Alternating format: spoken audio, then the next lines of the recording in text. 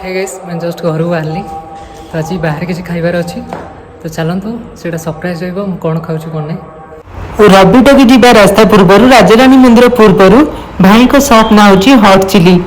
भाई ये आम बिरियानी बाढ़ुंट बहुत भल भाव में बाढ़ुंट आउ क्वांटिटी भी भल रोचे और लेग पीस भी बहुत बड़ बड़ रोचे। आ डेरी कहीं कले आपण मैंने जल्दी जल्दी आसतु बिरियानी मजा नि। मुझे जस्ट फाइनाली बाहरी गली आ गाड़ी नहीं बाहर चलतु घर को गाड़ी पार्क कर छात उपर पलि आसिली।